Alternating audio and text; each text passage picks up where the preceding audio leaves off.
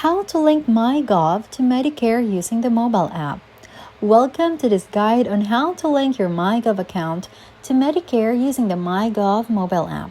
This connection allows you to access Medicare services online with ease and security. Begin by opening the MyGov app on your smartphone. Make sure you've logged in using your username and password. If you haven't downloaded the app yet, it's available in both Android and iOS app stores. Once logged in, tap on the menu icon, usually found in the top right corner of the screen. From the menu, select Linked Services or Just Services to view and manage the services connected to your MyGov account. Now, tap on Link a Service. A list of government services will appear. Scroll through and select Medicare. This will begin the process of linking your Medicare accounts to MyGov.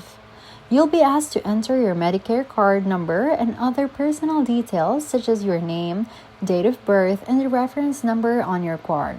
Make sure all information matches what's in your Medicare record.